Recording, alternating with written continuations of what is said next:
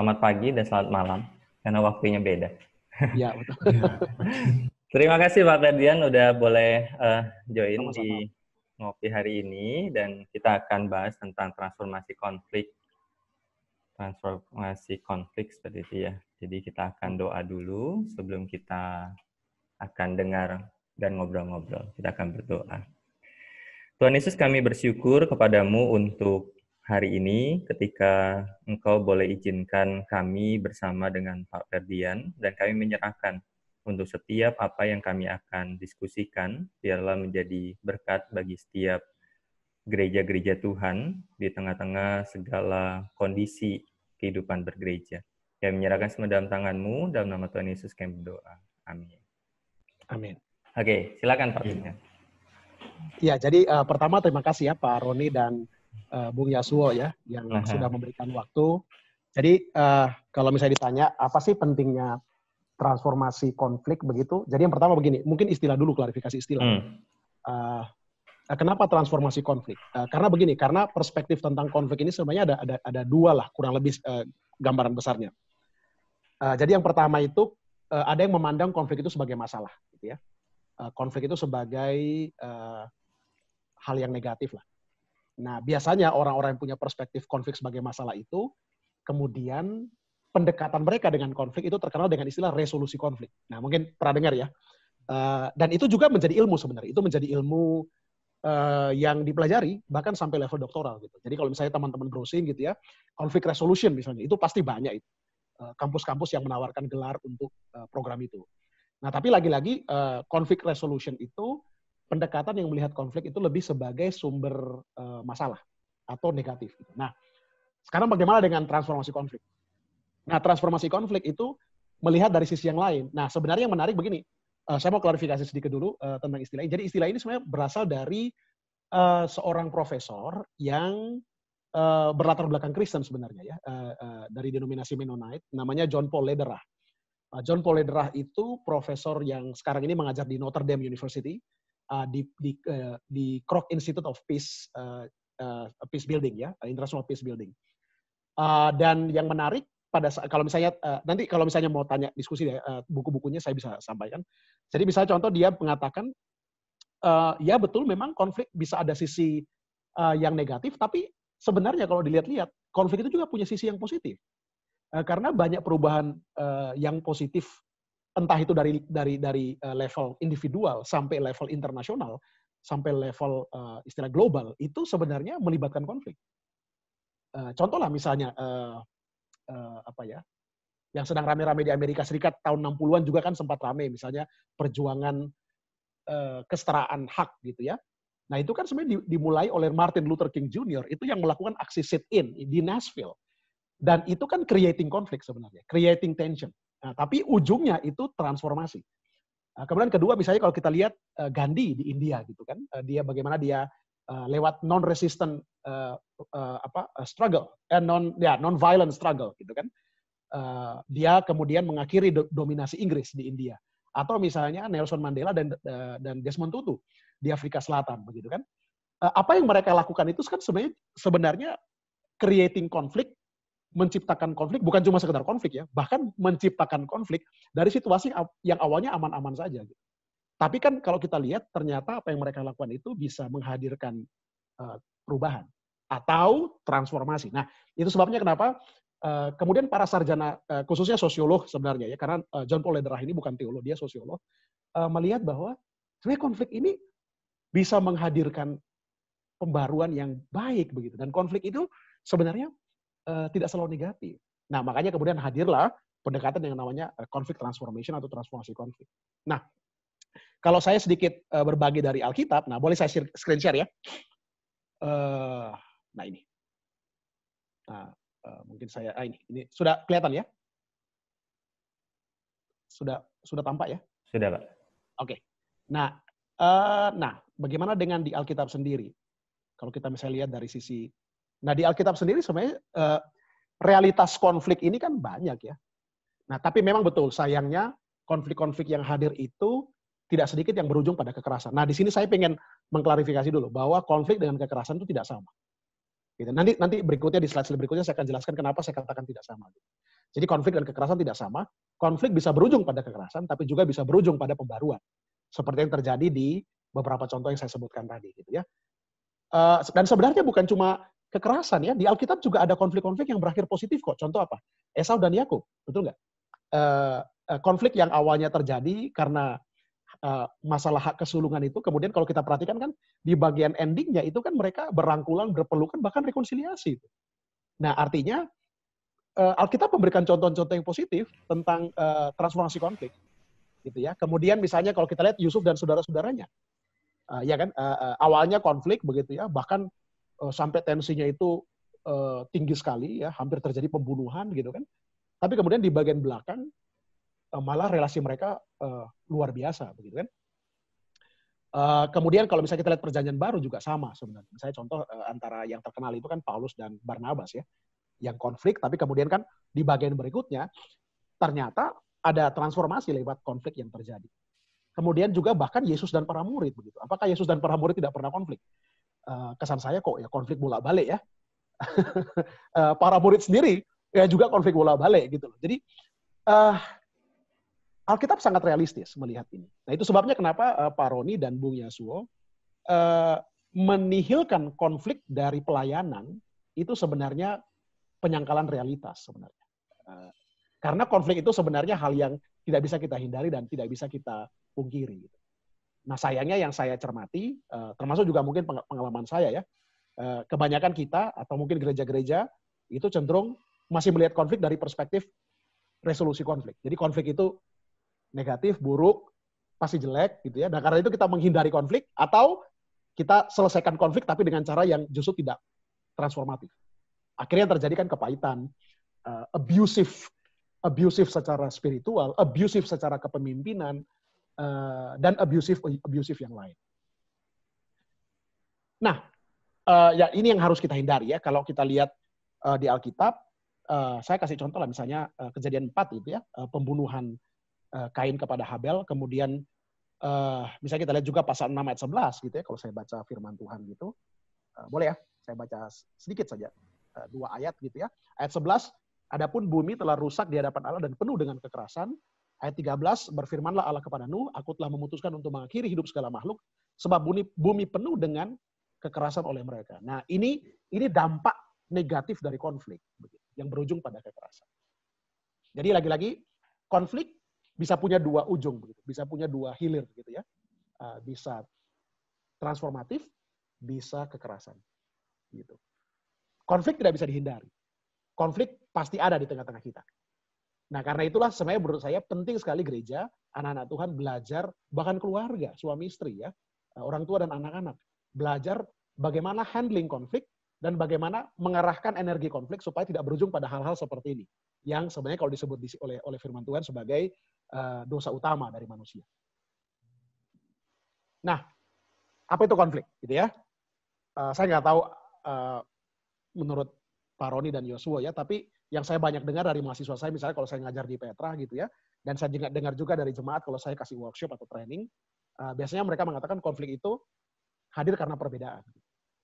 Saya sih tidak salahkan 100%, tapi begini, contoh misalnya, saya punya makanan kesukaan bakso gitu ya. Pak Roni punya makanan kesukaan ayam goreng gitu. Masa kita mau konflik? Nggak konflik kita, Pak. Kita nggak akan konflik. Gitu. Yasuo punya kesukaan puisi. Saya nggak suka puisi. Ya kita nggak akan konflik gitu. Ya kan? Jadi justru saya melihat perbedaan itu tidak akan mengakibatkan. Misalnya contoh, saya suka misalnya anak muda A suka sama perempuan A. Anak muda B suka sama perempuan B. Ya nggak akan konflik kan? Nah, artinya konflik itu hadir karena apa? Justru karena persamaan. Tatkala anak muda A suka sama, misalnya contoh cewek C, dan anak muda B suka sama cewek yang sama, misalnya, atau laki-laki yang sama, ya mereka konflik, mereka rame. Gitu kan? Atau, kalau boleh saya pakai dengan bahasa yang sedikit lebih sophisticated, gitu ya, nah ini. Konflik terjadi justru pada saat, ini definisi Pak Roni yang sangat sederhana, gitu ya, yang mudah dipahami. Saya tentu bisa berikan yang lebih complicated, tapi saya pikir ini yang penting untuk kita sekarang. Konflik terjadi pada saat kita tahu bahwa kita punya kepentingan dan kepentingan kita itu berkompetisi dengan kepentingan orang lain. Nah, ini definisi sederhana dari konflik. Jadi, kalau saya dan Bung Yasuo atau dengan Pak Roni, kepentingannya berbeda, kita nggak akan konflik, Pak. Dan kalau kita renungkan, ini pun terjadi di gereja, gitu kan. Kenapa misalnya? Jadi kalau saya bisa kasih konflik analisis, saya pernah satu kali memimpin workshop di sebuah sinode gereja ya, menarik gitu, karena saya minta mereka petakan gitu ya. Nah sebenarnya ada tools-toolsnya, Pak Roni dan Bung Yusua. Jadi mereka buat peta konflik misalnya, mereka ketemu sendiri, iya ya, ternyata konflik ini, konflik kasus ini, itu terjadi karena kepentingan ini. Jadi tapi yang menarik, isu yang dibicarakan lain. Gitu. Misalnya isunya itu doktrinal, misalnya. Isunya itu misalnya soal masalah moral, misalnya. Ternyata kalau ditelusuri akal masalahnya bukan masalah itu. Masalahnya itu kepentingan, interest. Bukan masalah moral, bukan masalah doktrin. Itu nantilah, itu bunga-bunganya gitu ya.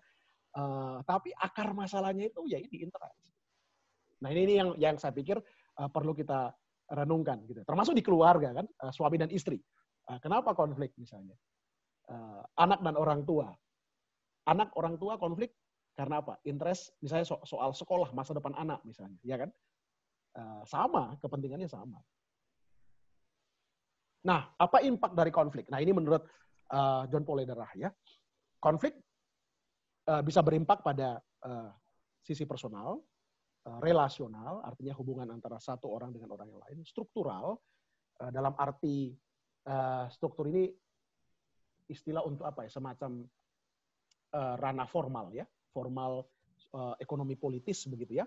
Misalnya contoh, kalau di Amerika Serikat misalnya konflik rasial begitu, berujung pada misalnya kita dengar belakangan ini kan, berujung pada struktur kepolisian yang cenderung diskriminatif misalnya kepada kaum kulit hitam. Itu fakta karena kebetulan tahun lalu saya juga belajar tentang American policing dan saya mengadakan riset. Jadi saya sampai sedih ya kalau dengar ada misalnya di Indonesia yang mengatakan wah itu cuma isu-isu yang dihembuskan oleh pro LGBT. Ya ini sekalian saya sharing lah ya, kegundahan saya karena saya di Amerika Serikat. Oh itu cuma dihembuskan kelompok liberal itu dihembuskan. Saya riset Pak Roni dan Yasuo di sini tahun lalu mewawancarai kepala kepolisian Elkhart dan juga dua komunitas di sini, Black American dan juga Latino gitu. Dan itu fakta. Dan terakhir kultural. Nah, kultural ini lebih semacam sebuah sistem budaya yang suportif kepada struktural, hal-hal struktural. Jadi misalnya dalam filsafat pendidikan misalnya, orang kulit hitam dianggap itu lebih kurang pandai. Misalnya. Nah, itu fakta gitu ya. Nah sekarang ini yang penting buat saya. Ini sebenarnya hal yang sangat penting buat kita semua. Kenapa konflik tadi saya katakan bisa berujung pada transformasi?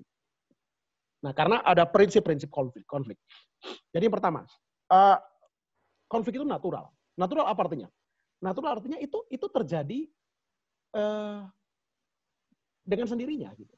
Kenapa? Kenapa kira-kira menurut Bung Yasuo atau Pak Roni? Atau kira-kira kenapa? Kenapa konflik itu natural? Kalau kita lihat definisinya tadi, konflik itu adalah kepentingan yang berkompetisi. Konflik itu pasti akan terjadi karena setiap manusia yang normal dan waras itu punya kepentingan. Gitu kan? Dan kepentingan itu tidak salah. Gitu. Kepentingan atau interest itu tidak salah. Gitu. Hamba Tuhan, apakah kalau dia sudah menjadi hamba Tuhan kemudian tidak punya interest? Oh pasti punya interest, gitu kan? Apalagi begitu kan? Apakah bahkan seorang pelayan gitu ya, seorang budak bahkan misalnya, omong kosong lah begitu. Kalau misalnya masih ada perbudakan, apakah tidak punya kepentingan? Pasti punya interest. Gitu. Jadi bagi saya konflik itu kategori di mana semua orang yang masih waras, masih hidup, masih sehat, secara akal budi, itu pasti punya interest. Itu sebabnya kenapa kita yang sekarang ini, misalnya saya, Pak Roni, dan Yasuo pun, sekarang mungkin kita tidak konflik, Pak. Ya, Bu Yasuo. Karena kita belum ketemu nih interestnya. Tapi satu waktu nanti, kalau interest kita berjumpa dalam sebuah persimpangan, kita bisa konflik. Gitu kan? Jadi, tidak mungkin satu orang dengan orang yang lain itu tidak mungkin konflik. Ya. Nah, ini yang natural. Kedua, konflik itu bagian tak terhindarkan dari hubungan dengan orang lain. Artinya apa? Ya artinya kalau tidak mau konflik ya gampang, beli pulau gitu ya. beli pulau, tinggal sendiri di situ. Ya kalau sama ketek, sama monyet ya nggak apa-apa lah. Kenapa? Karena kan interestnya beda. Ketek itu pisang sukanya, kita kan sukanya ayam goreng misalnya, ya toh. Nah, nggak konflik. Ya kecuali kalau kita juga suka pisang, nah kita kan konflik dengan ketek, gitu kan. Jadi selama kita masih ingin berelasi dengan manusia yang lain dan tidak ingin isolated, ya kita pasti akan konflik.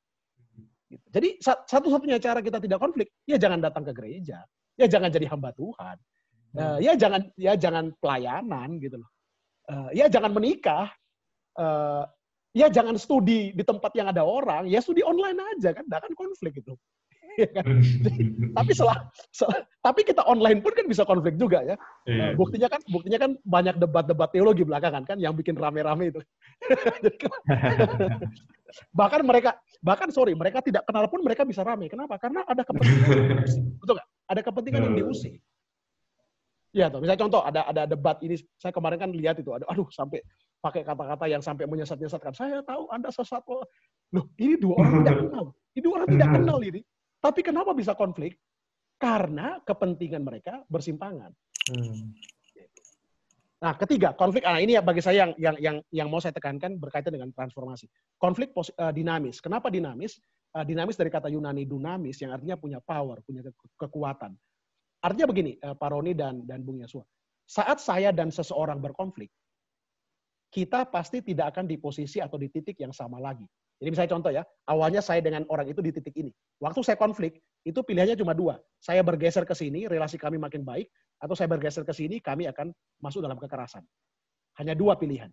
Tapi tidak pernah di titik ini lagi. Artinya saya dan dia pasti akan move, entah ke titik A atau ke titik B. Gitu ya. Jadi konflik itu punya energi yang menggerakkan saya dan orang itu untuk tidak stagnan sebenarnya. Nah, ini yang bagi orang-orang seperti John Paul Lederer, ini perlu diperhatikan. Jadi konflik ini pasti akan membuat kita moving. Nah, movingnya kemana? Nah, ini yang sebenarnya dipelajari dalam studi transformasi konflik. Dan yang terakhir, konflik itu positif. Kenapa? Karena konflik tidak selalu berujung pada hal negatif. Banyak sekali contoh dari level individual sampai level global di mana konflik itu bisa berujung pada relasi yang lebih erat. Ya, contoh sederhana misalnya pernikahan. Pak Roni sudah menikah kan? Tapi sampai sekarang kan tetap sama istrinya, Pak ya. Maksudnya tidak berniat cari yang baru. Ya, karena apa? Nah, saya yakin dalam kehidupan rumah tangga Pak Roni pasti tidak vakum konflik, pasti terjadi konflik. Betul. Tapi kalau sampai sekarang bertahan, itu pasti karena ada transformasi konflik yang terjadi. Bukan kekerasan, bukan KDRT kan. Betul. Jadi Pak Roni dan istri semakin bertumbuh dan semakin akrab, semakin erat, semakin mengenal satu sama lain. Justru karena konflik itu. Gitu. Nah, saya juga pribadi dengan istri, saya menikah sudah 12 tahun ya. Anak kami 2, dan saya dengan anak saya juga kadang-kadang konflik, apalagi sekarang saya di Amerika Serikat gitu ya, tidak tahu kapan bisa pulang. Tapi justru dalam masa-masa inilah saya menikmati transformasi konflik itu. Jadi ada pengertian yang lebih besar begitu.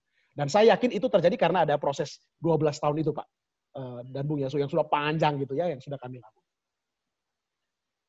Nah, ini mungkin yang terakhir sebelum kita tanya jawab, gitu, kalau misalnya ada pertanyaan. Nah, berkaitan dengan interest. Nah, interest ini Pak Roni dan Bung Yasuo ini kompleks, gitu ya. Ini kompleks dan seperti sebuah fenomena gunung es. Jadi konflik itu seringkali yang terlihat hanya seperti puncak dari sebuah gunung es, tapi triggernya atau penyebabnya atau elemen-elemen yang membentuk konflik atau yang tadi saya sebut dengan interest, kepentingan. Wah, itu tak terlihat. Orang bisa tiba-tiba marah ke Pak Roni. Orang bisa marah ke Bung Yasuo gitu kan. Dia misalnya mengatakan, wah Bung Yasuo ini sombong gitu ya. Misalnya ya. Atau yang marah ke Pak Roni, wah Pak Roni ini sombong gitu kan.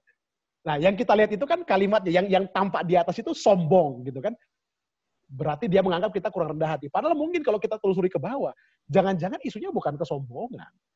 Isunya itu mungkin bisa ada power struggle. Dia mungkin merasa bahwa Bung Yasuo misalnya lebih mendapat panggung, misalnya omong kosong gitu ya, mendapat panggung daripada dia.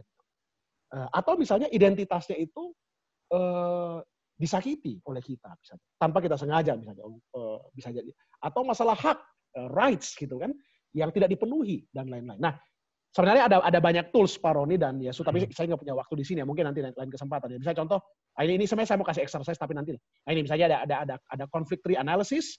Nah, ini kita belajar sebenarnya bagaimana memisahkan antara efek, isu konflik yaitu batang di sini dan causes atau root atau akar. Nah, seperti akar, Pak Roni dan Bung Yasuo ya, seperti akar itu kan nggak kelihatan. Nah, penyebab konflik juga tidak pernah kelihatan. Jadi itu sebabnya kenapa kalau misalnya ada orang yang marah ke saya tidak akan pernah sekedar tersinggung dengan kata-katanya. Karena itu akan membuat saya sebenarnya akan makin energi saya draining gitu ya, saya akan makin cepat capek gitu ya. Tapi yang kedua yang lebih penting adalah itu bukan isunya gitu.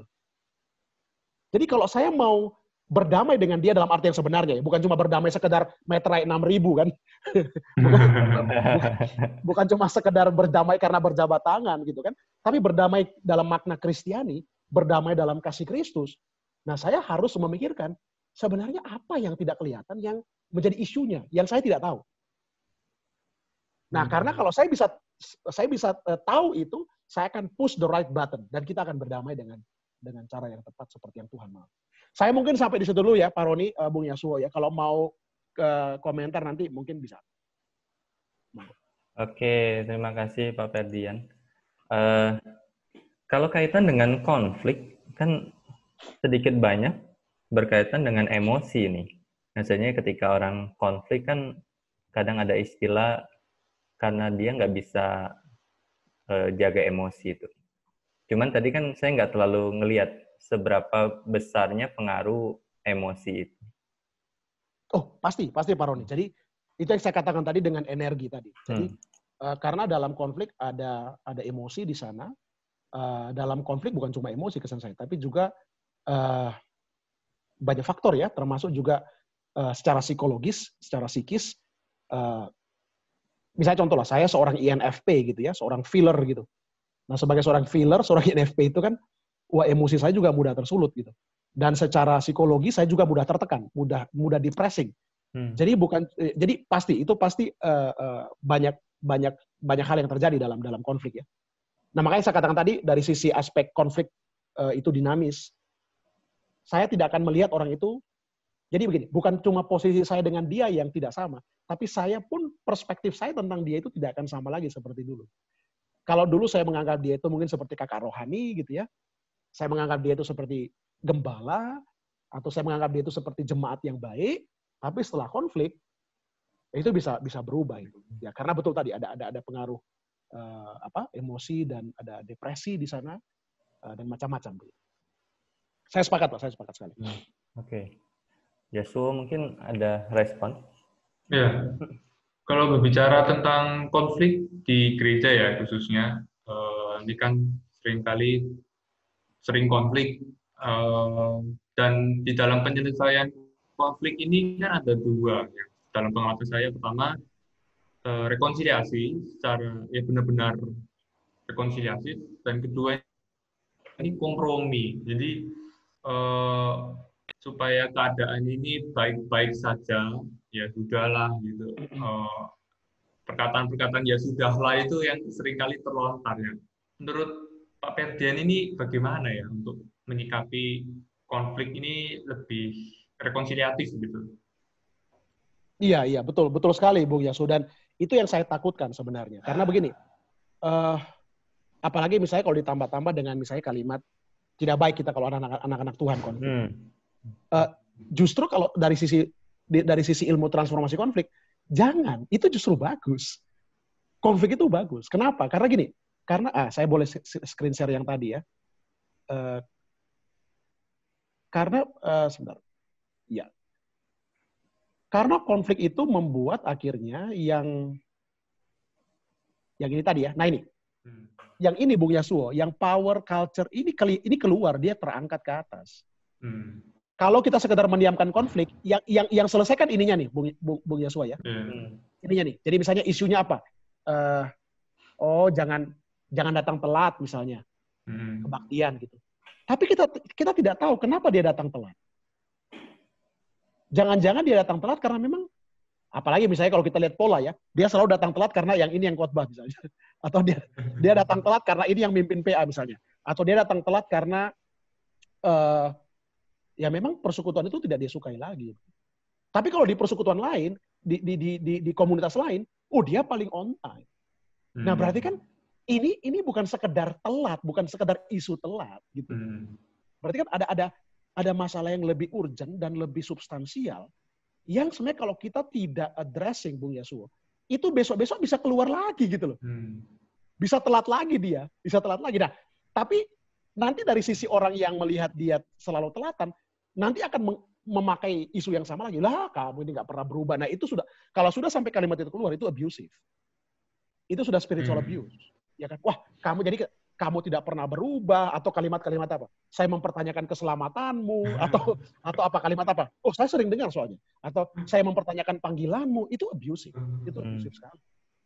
Nah, itu lagi-lagi yang khususnya kita ya dalam budaya ketimuran ya. Tapi sebenarnya begini, karena begini, ilmu ini Pak Roni dan Bung Yasuo, sebenarnya ini dirumuskan itu berdasarkan best practices, bukan cuma dari dunia barat, tapi justru dari belahan selatan. Terakhir waktu saya ikut konferensi perdamaian di Notre Dame misalnya, seorang pembicara dari Eastern Mennonite University, namanya Profesor Lisa Church, dia juga seorang ahli transformasi konflik. Dia mengatakan bahwa sebenarnya dunia barat itu cuma pandai mengkapitalisasi ilmu. Yang best practice-nya, jadi praktek-praktek terbaiknya, itu bukan di dunia barat. Itu justru di Asia, itu justru di Afrika, itu justru di Amerika Latin. Contoh misalnya, Afrika Selatan. Contoh misalnya India, betul nggak? Bagaimana di sana terjadi transformasi yang luar biasa dalam hal misalnya politik apartheid dan mengakhiri penjajahan Inggris tanpa pertumpahan darah yang besar misalnya di India, gitu. Zaman Gandhi, gitu kan? Nah, itu kan contoh nyata bagaimana orang-orang di belahan bumi selatan itu justru lebih paham transformasi konflik secara praktis. Atau misalnya kalau kita lihat misalnya apa yang dilakukan oleh gerakan liberation theology misalnya di Amerika Latin, kan? Apa yang mereka lakukan dengan pergerakan gereja yang punya preferential for the poor misalnya, preference for the poor. Nah, itu kan menarik. Jadi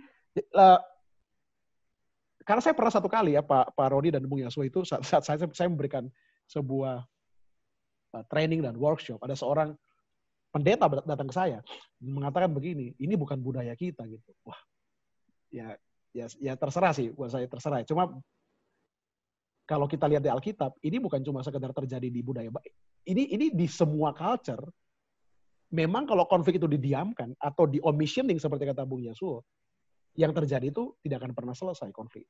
Kita tidak pernah akan mencabut akarnya. Kita hanya akan sibuk membabat daun-daunnya, memotong batangnya, tapi akan tumbuh lagi. Kenapa? Karena akarnya tetap menyerap makanan dari tanah. Ya itu mungkin respon saya, Bung Yasuo ya. Kalau kaitan dengan konflik, apakah ada batas konflik yang aman nih? Ketika betul sekali. Gitu. Karena kan kadang ada tidak aman dan seperti yang Yasuo bilang tadi kan. Betul sekali. Jadi betul sekali. Saya tidak punya waktu untuk membuka slide saya yang lain ya. Sebenarnya ada jadi kalau dalam transformasi konflik itu juga ada dan resolusi konflik sebenarnya. Ini sudah masuk dalam kategori how to deal with the conflict. Jadi memang ada beberapa step gitu. Jadi atau coba dah. Ini saya harus buka lagi. Saya tidak tahu di folder mana. Tapi intinya begini. Memang ada step-step. Jadi misalnya ada konflik yang masih tahap awal sekali di mana mereka masih masuk di fase interest yang berkompetisi tadi. Tapi kalau ini dibiarkan, biasanya mereka sudah masuk ke fase misalnya tidak saling bicara misalnya. Lebih dalam lagi fasenya itu nanti mereka sudah mulai tidak berbicara, tapi juga ditambah dengan mereka mulai mencari golek bolo gitu, istilah orang Jawa itu apa ya? Cari kelompok, cari massa. Lebih dalam lagi mereka itu akan saling menganatema, akan saling menjelek-jelekan, mengkreasi karikatur-karikatur tertentu tentang orang lain yang mereka tidak sukai. Nah, yang paling parah itu ya kukutan, kukutan itu apa ya? ya udah going into abyss. Lu atau gue yang mati. Gitu kan. Nah, jadi itu ada fase-fasenya memang Pak.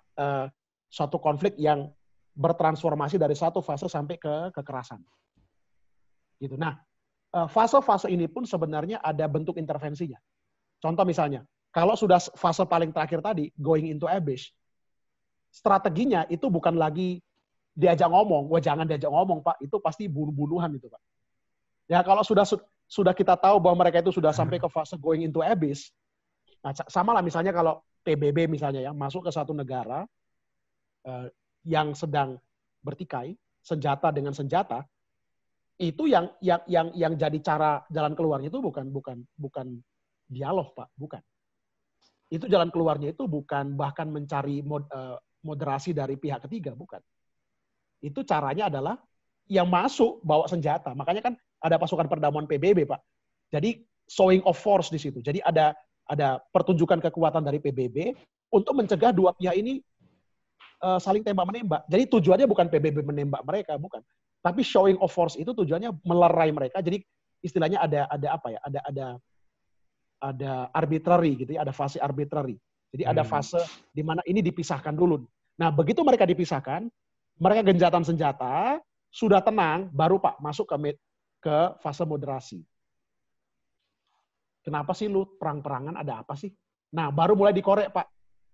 Interestnya apa sih kok sampai perang-perangan? Oh, dia itu loh petani, kamu potong airnya, gitu loh.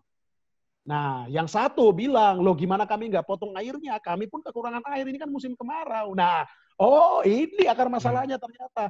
Ini masalah air. Nah, tapi kan bisa jadi masalah air ini yang jadi akar masalahnya di bawah ini, tapi isu konfliknya bisa macam-macam kan. Wah, bisa isu suku lah, bisa isu agama lah. Nah, showing of force itu perlu untuk membuat mereka dilerai dulu. Begitu mereka tenang, biasanya itu tim negosiasi akan masuk untuk memoderasi mereka. Nah, biasanya bahkan jadi nanti akan dia reverse back, Pak, fasenya, Pak. Nah, nanti paling ujung nanti kembali ke fase pertama lagi. Jadi antar mereka yang berbicara satu dengan yang lain. Sehingga mereka diharapkan bisa hidup berdampingan. Nah, saya rasa juga itu yang bisa kita lakukan di gereja sebenarnya. Jadi kita perlu mempelajari kira-kira konflik antara pihak ini dengan pihak itu sampai di level apa ya? Apakah, karena gini Pak, jangan sampai mereka masih konflik of interest, masih fase awal sekali, kita sudah langsung main arbitrary, kita main showing of force. Ya kan, kita masuk sebagai gembala, sebagai pendeta, lu ya, hamba Tuhan itu nggak boleh begitu. Saya mempertanyakan panggilanmu. Wah Pak, bubar Pak itu Pak, pelayanan Pak. Bubar itu. Kan sama lah Pak dengan anak kecil kan. Saya punya 2 anak gitu ya. Kemudian mereka bertengkar gitu kan. Saya dan istri biasanya kami belajar untuk, kami biarin gitu. Kami biarin Pak, kami biarin. Betul nggak kami biarin? Kami tidak lerai. Kenapa? Karena mereka belajar di situ. Itu fase mereka belajar untuk melihat bahwa konflik itu biasa gitu. Konflik itu tidak negatif. Konflik itu justru bisa membuat Cece sama dedeknya ini bisa saling sayang. Gitu. Nah, kecuali kalau sudah sampai angkat raket gitu ya, sudah sampai angkat kursi. Nah, itu orang tua masuk. Jangan disuruh berdamai, Pak. Jangan disuruh berdialog. Loh, ayo ngomong dulu. Jangan, Pak. Itu bunuh-bunuhan anaknya itu, Pak. Nah, dilerai dulu gitu kan. Kalau saya masuk, saya marah. Turunkan itu, turunkan. Nah, begitu mereka turunkan, mereka mulai tenang. Nah, biasanya kan masih fase tuduh-tuduhan kan. Dia sih, Cece sih ini, Dede itu. Nah, oke. Nah, kita masuk fase arbitrary, Pak. Oke, kamu cerita kenapa tadi? Nah, begitu mereka sudah mulai tenang, isunya kita tahu, mereka sudah deal dengan isunya, kita biarin mereka ngomong berdua, Pak. Udah selesai itu. Nah, jadi ada fasenya, Pak. Kalau nggak salah itu ada 8, yang terakhir saya baca ada 8 step begitu ya. Ya, itu mungkin, Pak. Oke.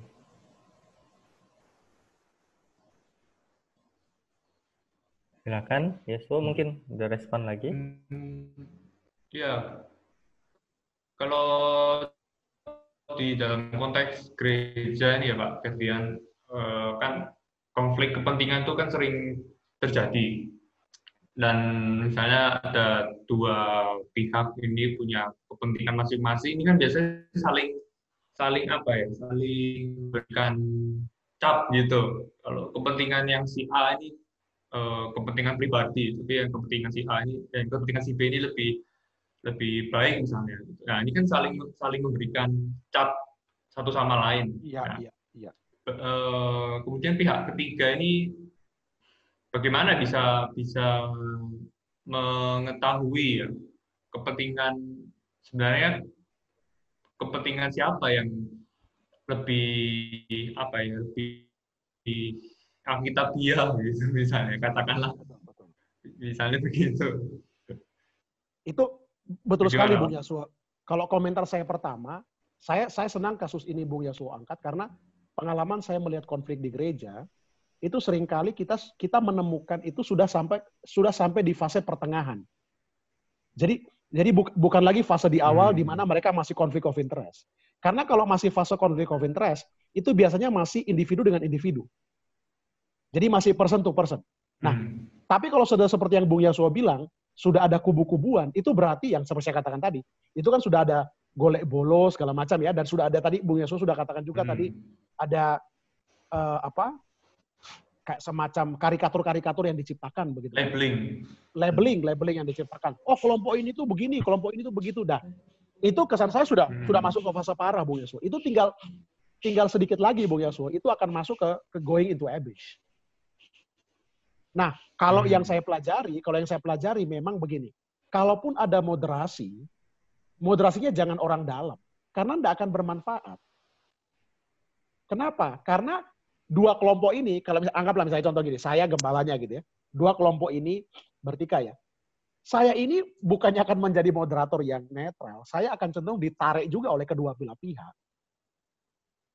Itu pasti. Makanya lihat Bung Yasuo, GAM misalnya. GAM itu konflik dengan Republik Indonesia. Moderatornya siapa? Moderatornya bukan Presiden RI. Mereka tidak mau dengar. Moderatornya kan dari lembaga di Swedia. Iya kan. Jadi dan itu dipraktekkan dalam konflik-konflik yang dalam skala global gitu. Nah, kesan saya juga hal yang ini juga penting untuk kita pikirkan. Karena saya lihat akhirnya karena konflik tadi sudah sangat dalam, moderatornya, arbiternya itu, wasitnya itu orang dalam juga. Ya podo wae, nggak ada. Nah, kalau saya sih pribadi mengusulkan ya kalau memang masih melangkah bersama-sama, ya ajak pihak ketiga yang memang betul-betul netral. Tapi kok sejauh yang saya tahu sepertinya pihak ketiga di luar gereja ini kok jarang saya temui ya. Apa mungkin Pak Febian punya pengalaman? Iya betul. Itu betul. Itu yang saya sayangkan. Padahal saya yakin pihak ketiga itu ada sebenarnya. Pihak ketiga itu ada. Dan saya pernah dengar ada contoh itu. Ada contoh. Tapi memang bukan di gereja, lebih ke lembaga pelayanan Kristen. Jadi ada dua orang yang bertikai, kemudian kalau nggak salah mereka mengundang dosen sekolah teologi. Yang berasal bukan dari sekolah teologi orang ini dan orang ini. Untuk bertemu. Dan kemudian ngobrol. Dan orang yang dipercaya. Dan kalau yang saya dengar sih memang kasusnya lebih ke, karena saya pernah ngomong dengan dosen ini ya, kasusnya itu lebih ke tidak selesai, tapi kemudian ya juga tidak konflik juga gitu. Jadi ya sudah ya istilahnya parting the ways tahu ya. Jadi dan itu sah-sah saja. Jadi parting the ways artinya mereka berpisah tapi tidak saling mengganggu. Nah, ini juga jalan penting. Sendiri-sendiri gitu ya. Exactly. Jadi ini juga penting. Biasanya itu ujung dari sebuah konflik itu tidak selalu harus rekonsiliasi. Jadi ujung dari konflik juga bisa berarti parting the ways gitu. Tapi setidaknya kedua pihak ini saling mengampuni. Forgiveness. Jadi giving forgiveness. Forgiveness ini kalau misalnya teman-teman baca Pak Roni atau Bung Yasuo baca bukunya Desmond Tutu gitu ya. Saya lupa judulnya. Ada The Book of Forgiveness kalau nggak salah judulnya. Itu dia tulis bersama dengan anak perempuannya. Dia mengatakan sebenarnya tanda bahwa saya sudah sungguh-sungguh mengampuni itu sederhana. Itu sebenarnya bukan hal yang sangat rohani dan Kristiani, enggak. Semua orang agama apapun bisa melakukan kok. Jadi tanda bahwa saya betul-betul mengampuni orang yang menyakiti saya itu sederhana. Saya tidak lagi mudah didikte oleh dia. Artinya begini, misalnya contoh ya. Saya makan, saya ingat dia. Itu berarti saya belum mengampuni. Saya mandi, saya ingat dia gitu kan. Saya belum mengampuni. Saya mau tidur, saya masih ingat dia. Saya belum mengampuni. Saya mengampuni artinya apa? Artinya, ya sudah, dia menjadi bagian masa lalu saya. Mengampuni artinya, apapun yang saya lakukan sekarang tidak ada kait-mengkaitnya dan tidak demi dia. Iya kan? Jadi misalnya contoh, saya melakukan ini supaya menjadi bukti kepada orang itu bahwa saya bisa berhasil tanpa kamu. Loh, itu tetap kamu belum mengampuni. Nah, jadi buat saya, ujung dari konflik bisa rekonsiliasi, dan itu puji Tuhan kalau terjadi, seperti Paulus dan Barnabas, tapi juga bisa parting the ways. Ya seperti misalnya kalau kita lihat, kesan saya ya, Yakub dan Esau ya, parting the ways. Tapi mereka sudah saling mengampuni. Ya sudah, saling mengampuni, dan tidak, jadi artinya, kemanapun Yakub tidak lagi mikir-mikir Esau kan. Esau itu kan tidur kepikiran Yakub ya, kepikiran Esau gitu kan. Juga ya sama, Esau juga tidur kepikiran Yakub. Jadi terus saja kan depresi itu karena itu. Nah itu mungkin komentar saya ya. Oke. Keren. Mantap. Pak Ferdian, saya mengatakan ini bukan karena saya sudah sempurna juga gitu ya. Bukan juga saya sudah, tapi saya pernah mengalami dan saya puji Tuhan bisa keluar lah dalam pengampunan. Artinya saya benar-benar, dan itu ditandai dengan misalnya saya merasa lebih thriving, saya merasa lebih bertumbuh secara intelektual, secara spiritual, dan juga secara fisikal. Jadi dulu waktu saya pernah mengalami satu konflik besar dulu ya, sudahlah, saya sudah lupakan itu berat badan saya itu sampai turun sekitar 8 kilo. Ini saya kasih contoh ya, 8 kilo. Jadi, nah, ya langkah yang saya lakukan adalah saya pindah tempat pelayanan dan itu jauh sekali di pulau yang lain. Karena saya benar-benar pengen parting the way, saya pengen starting a new day, starting a new future untuk saya. Dan puji Tuhan setelah itu saya dapat teman-teman baru, teman-teman yang luar biasa sportif, dan tidak ada kait-mengkait dengan orang itu, dengan pelayanan itu, dan akhirnya saya melepaskan pengampunan. Dan sekarang puji Tuhan gitu, saya merasa waktu itu saya sampai timbangan saya tinggal 54 kilo. Sekarang saya 72 kilo. Jadi saya merasa lebih sehat gitu. Saya merasa lebih sehat dan saya merasa lebih menikmati apa yang saya lakukan. Jadi saya tidak perlu. Karena kalau dulu ya Bung Yasuo dan Pak Roni, dulu itu bisa contoh. Saya nulis aja, saya tuh pasti kan kepikir dia kira-kira mikir apa ya kalau saya tulis.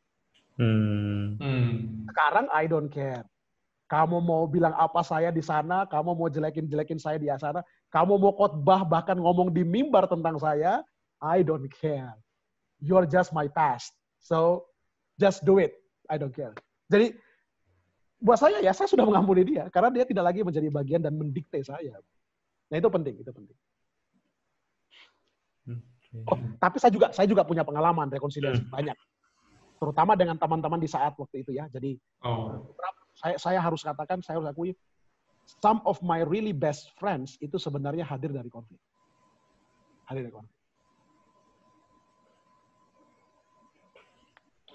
Okay. Yang paling menarik bagi saya itu yang ini ya, pihak ketiga di luar gereja itu yang sejauh ini itu yang mungkin sangat jarang terjadi karena seringkali kan jangan sampai orang luar tahu ada konflik di dalam anak Tuhan gitu kan ya, seringkali malah tidak ada penyelesaian konflik ya, ujungnya malah. Betul. Dan cuma memang begini juga Bu Yasuo, yang juga membuat sulit adalah kadang-kadang kalau dia konfliknya sudah masuk ke fase kubu mengkubu ini ya, itu biasanya entah satu atau kedua pihak itu juga tidak suka ada pihak yang mencampuri dari luar, yang seperti Anda bilang tadi gitu. Jadi kadang-kadang ya yang buat repot itu mungkin satunya mau gitu ya, satunya mau oke, saya mau karena dia berpikir mungkin iyalah ya, kita mau belajar juga mungkin Tuhan mau bicara apa lewat konflik ini. Tapi yang satunya ini udah kekeh gitu. Nah memang akhirnya saya melihat ya Pak Roni dan Bung Yasuo tidak heran kalau akhirnya kalau kita lihat realitas gereja di Indonesia, ujung-ujungnya kan kebanyakan konflik itu berakhir pada apa? Parting the ways. Ya buat gereja baru. Saya pribadi apakah itu jelek? Saya tidak melihat itu jelek juga ya. Kalau buat saya ya. Tapi memang sangat disayangkan. Maksudnya sangat disayangkan konflik akhirnya, apalagi kalau sampai perebutan kepentingan yang yang sebenarnya tidak, yang lebih berasal kepada daging begitu ya, keinginan daging itu memecahkan gereja Tuhan kan, itu sangat disedihkan. Tapi itu jauh lebih baik dibanding mereka bersama-sama satu rumah dan ujungnya terjadi kekerasan. Itu kalau buat saya. Itu mungkin solusi yang memang terbaik. Solusi terakhir dan terpaksa ya. Iya, solusi terakhir dan terpaksa. Betul. Tapi lagi-lagi Bung Yasuo, repotnya adalah itu yang banyak terjadi. Kenapa? Karena seperti saya katakan tadi, kebanyakan konflik itu ketahuan setelah sudah terjadi kubu-mengkubu. Pada saat masih fase awal, kita sebagai rohaniwan, kita sebagai pemimpin gereja tidak mendeteksi. Nah, itu sebabnya kenapa buat saya penting sekali kita diperlengkapi dalam tools transformasi konflik. Supaya sejak dini kita tahu, oh ini ada konflik jangan-jangan nih antara pihak-pihak ini misalnya. Jadi kita bisa mendeteksi lebih dini, kita juga bisa menyelesaikan lebih dini gitu. Nah, sehingga kan relasi antara dua orang itu thriving dan persekutuan pun thriving. Iya betul juga ya, karena mendeteksi konflik ini bagaimana ya Pak, supaya kita sebagai rohaniwan melihat konflik-konflik yang terjadi ini, yang masih senyap terjadi ini, supaya kita bisa lebih antisipatif gitu ya. Iya. Bagaimana mendeteksi lebih?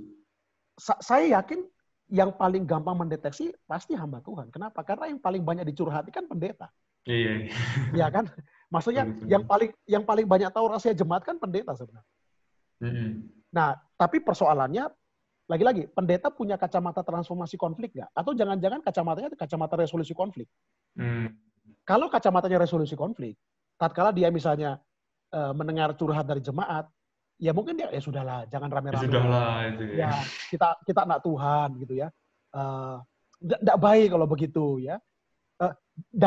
Dalam fase tertentu buat saya tidak salah gitu, tidak salah ya.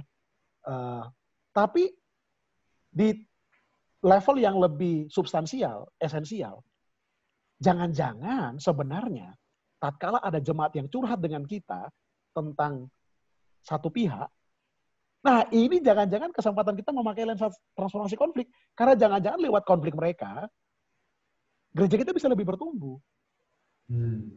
Jadi gini, kasarnya memang saya agak hati-hati mengatakan ini ya. Jangan cepat dimatikan konfliknya. Jangan cepat dibunuh. Lagi-lagi, saya agak berhati-hati. Karena apa? Lagi-lagi Bung Yasuo Paroni, saya cuma lihat yang tadi, grafik tadi ya. Karena jangan-jangan lewat konflik yang terjadi ini, saya bisa tahu, oh ternyata itu ada isu ini loh, di bawah gunung es ini loh. Ada satu hal yang tidak pernah saya lihat sebagai gembala, sebagai pemimpin, sebagai hamba Tuhan.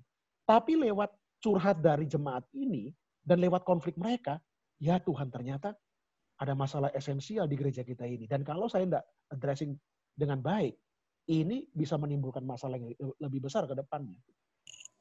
Nah makanya saya agak berhati-hati mengatakan, tapi saya pikir itu penting. Jangan cepat-cepat mematikan konflik mereka. Tapi coba cermati, dan coba perhatikan, dan coba gali, sebab jangan-jangan ada hal yang sangat penting, yang justru bisa menyingkapkan rahasia lebih besar tentang persoalan di gereja kita masing-masing. Iya betul. Betul sih. Kadang kita mematikan konflik untuk tidak mau pusing ya tanda kutip untuk menyelesaikan. Cuman tadi Pak Ferdian munculkan siapa tahu itu jadi menyingkapkan kondisi gereja. Iya betul sekali.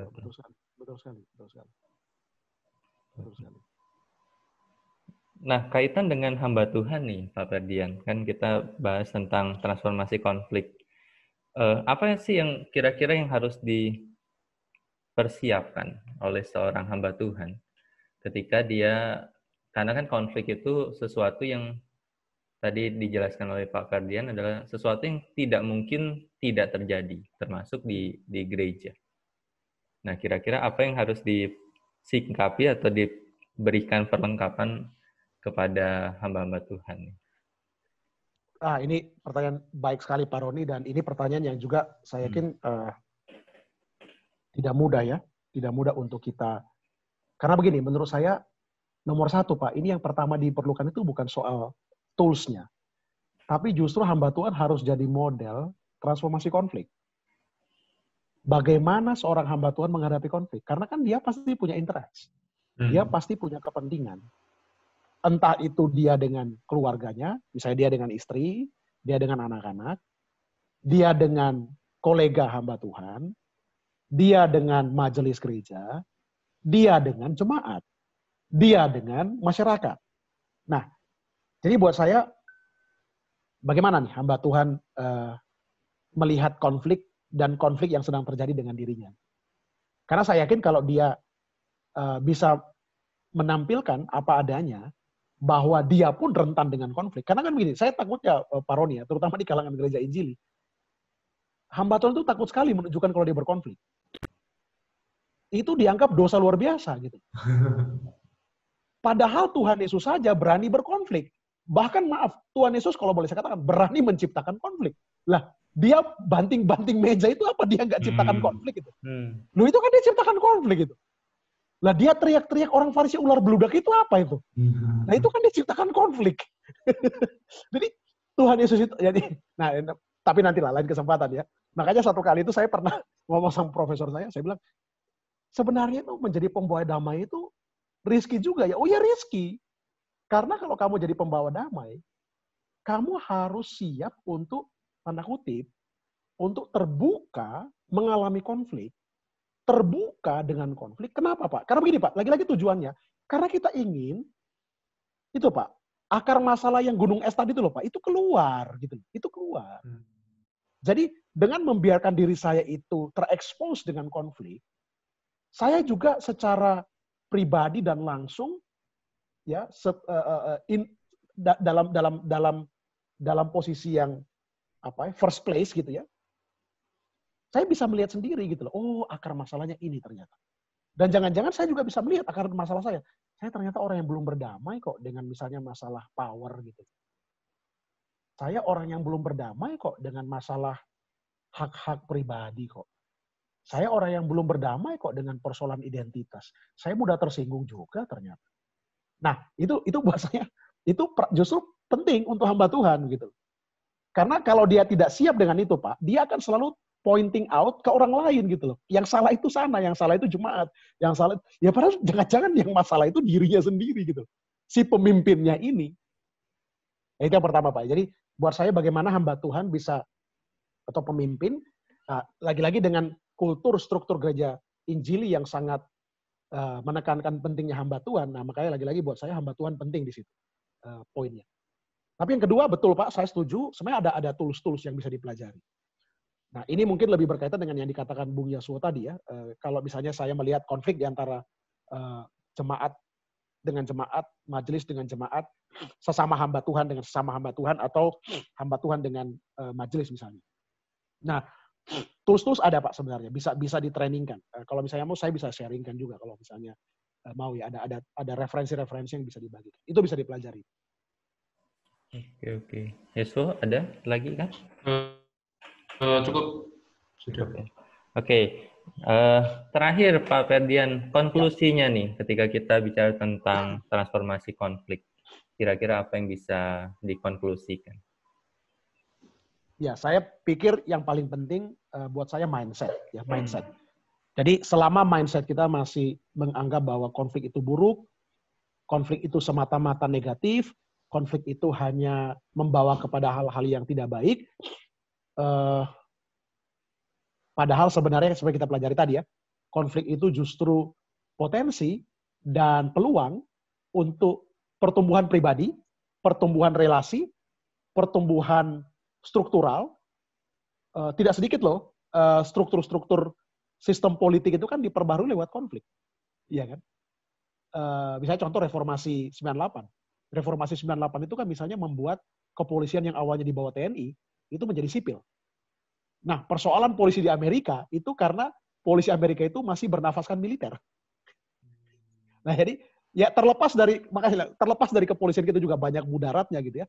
Tapi saya melihat ada hal yang menarik di tahun 98 misalnya gitu ya. Ya betul, saya tidak mengatakan lagi-lagi sekarang polisi sudah jauh lebih baik khususnya dengan kasus-kasus di Papua begitu. Tapi ada perubahan struktur di sana.